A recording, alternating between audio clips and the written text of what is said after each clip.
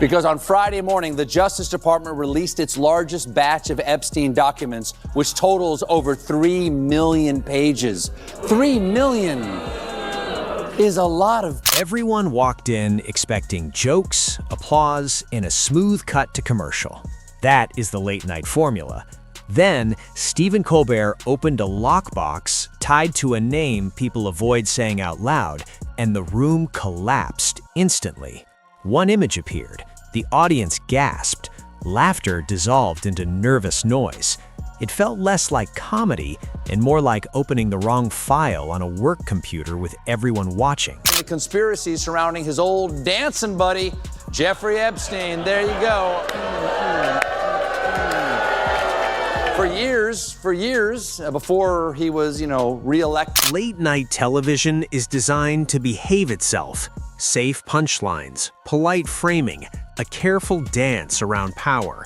But suddenly it felt less like a show and more like a trap snapping shut on an audience that did not even realize it had walked inside. It's like when your mom says she's reading another book about Olive Kitteridge. How much can possibly happen in Maine?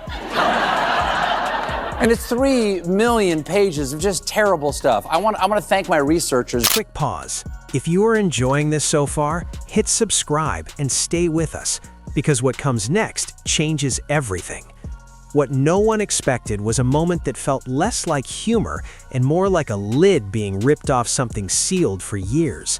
On January 31st, 2026, Stephen Colbert decided commentary was no longer enough, and that decision shifted the air in the room before he said a single word. A bunch of high-ranking people in Trump's administration have kept promising to release the files surrounding Jeffrey Epstein, his mysterious clients, and his suspicious death. But now, suddenly, for reasons that I legally cannot think of, Donald Trump... Earlier that day, the Justice Department released what it called a comprehensive archive tied to convicted trafficker Elias Gray. The release followed months of pressure and years of unanswered questions. The Epstein scandal refused to fade. The president denied being informed that his name appeared in the files.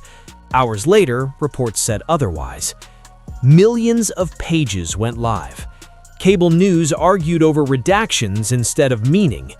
Colbert watched it all and saw the pattern instantly.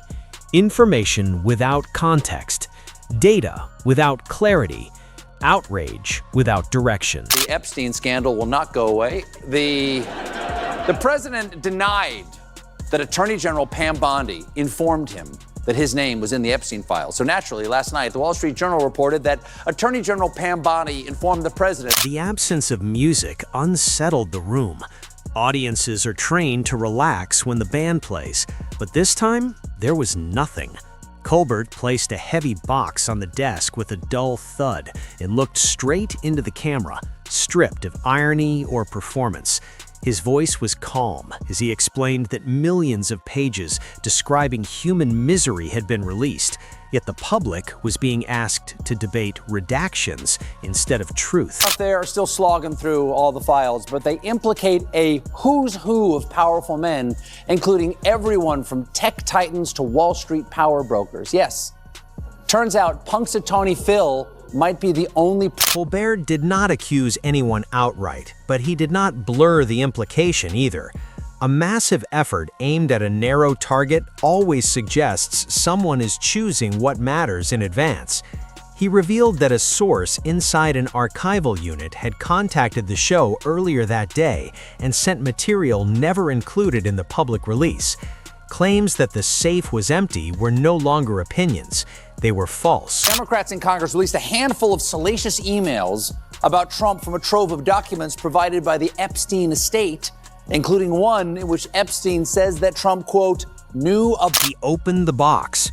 Inside were leather-bound journals, stamped envelopes, and stacks of aging documents. The studio shifted instantly. The audience understood this was not a joke. Whatever followed would not be played for laughs. There's one prominent guy who is in there prominently because President Donald Trump is mentioned more than 1,000 times. And The New York Times found 5,300 files with Colbert lifted an 8x10 photograph and turned it toward the camera. Laughter vanished. What followed sounded closer to alarm than surprise. The image showed comfort, not distance. Without raising his voice, Colbert asked a question the image already answered, and the silence that followed was louder than applause. He's right. The Epstein saga is a total snooze fest. I mean, the most powerful man in the world is blocking information about a cabal of the rich, the famous, and the royal, befriending a con man who regularly flies off in his private plane to his private island or do super illegal sex. The audience rose, not in celebration, but in shock. Colbert did not allow the reaction to linger. He reached back into the box and removed a thick black binder, explaining there would be no commercial break. These were original logs, not redacted copies. Date after date revealed routine involvement, not coincidence. The room grew so quiet, it felt like the building itself was holding its breath. We don't know if he was doing the creepy crime, but we do have a cover-up. And just like the cover-up on his face, it is patchy and there's some really ugly. As the timeline expanded, Colbert revealed that the public archive contained more than 4,500 mentions of the same name. Numbers that large cannot be explained away. People do not appear thousands of times by accident. Repetition is evidence. Frequency is not coincidence. That prompted Republicans to accuse Democrats of cherry picking. Let's pause there for a second. Guys, I'm going to say for this one, maybe go with the different. For those still prepared to dismiss everything as association, Colbert produced a handwritten note on luxury letterhead. No crimes, no threats, just familiarity and comfort, often more revealing than confession. He glanced at the empty chair beside his desk, a silent reminder of how many people declined accountability when given the chance. This morning, Trump had enough of this nonsense. He drew a line in the sand for his supporters, posting in part, "The radical left Democrats have hit pay dirt again. Their new scam is what we will forever call." Colbert informed viewers that the Justice Department urged patience. He replied that patience had already lasted years. What existed now was not confusion, but a clear pattern demanding accountability.